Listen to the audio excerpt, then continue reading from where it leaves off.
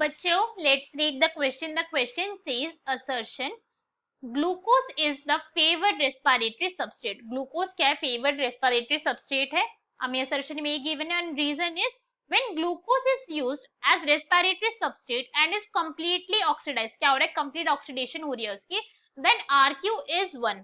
तो क्वेश्चन की तरफ से क्या पूछा गया है कि भाई ग्लूकोज को हम एक फेवर्ड रेस्पिरेटरी सबस्ट्रेट की तरह यूज करती है बॉडी. क्यों?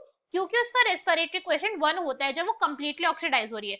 So now let's start the question. सबसे पहले हम क्वेश्चन को सॉल्व करने का की कॉन्सेप्ट देखेंगे. की कॉन्सेप्ट, द क्वेश्चन को सॉल्व करने का की कॉन्सेप्ट क्या है हमारे, कि हमें RQ के बारे में पता होना चाहिए. दैट मींस रेस्पिरेटरी क्वेश्चन के बारे में हमें नॉलेज होनी चाहिए. अगर हम रेस्पिरेटरी क्वेश्चन की बात करें तो एक्चुअली में रेशियो होती है. किसकी रेशियो है? Volume of CO2 evolve. हमारी बॉडी के अंदर कितनी अमाउंट ऑफ CO2 इवॉल्व हुई, दैट मींस प्रोड्यूस हुई है upon volume of O2 consume. हमारी बॉडी ने कितनी अमाउंट ऑफ O2 को कंज्यूम करा है, फिर हम क्या कह सकते हैं?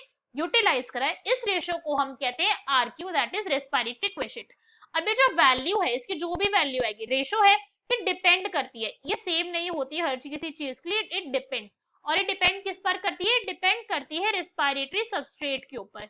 रेस्पिरेटरी सबस्ट्रेट से हमारा क्या मतलब हो गया? वो सब्सटेंस जिसके थ्रू, जिसका क्या हो रहा है? ऑक्सीडेशन होगी और क्या होगी? एनर्जी बॉडी के अंदर रिलीज होगी. फिर रेस्पिरेटरी जो सबस्ट्रेट होते हैं डिफरेंट टाइप्स के बॉडी के अंदर यूज होते हैं. और कौन सी कंडीशन के अंदर हम बात कर रहे हैं? अभी हम बात कर रहे हैं कंप्लीट ऑक्सीडेशन की.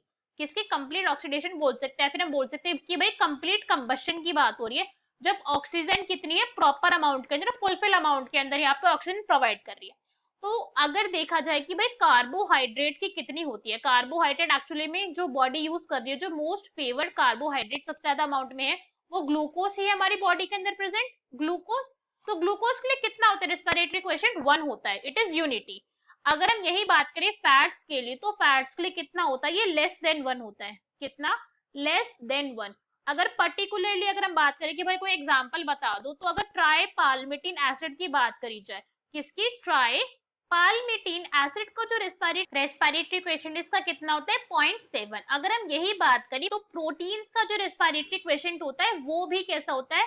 लेस देन 1 होता है. कितना? लेस देन 1 है. It is actually 0.9. तो भाई अगर बॉडी फैट को यूज करे और प्रोटीन्स को यूज करे तो रेस्पिरेटरी क्वेश्चन तो लेस देन 1 आ रहा है ना. तो बॉडी तो क्या चाहेगी कि वो ग्लूकोज को ही रेस्पिरेटरी कंडीशन की तरह, रेस्पिरेटरी सबस्ट्रेट की तरह यूज करे, ताकि कंप्लीट ऑक्सीडेशन के केस के अंदर उसको फुल वैल्यू मिले, यूनिटी मिले.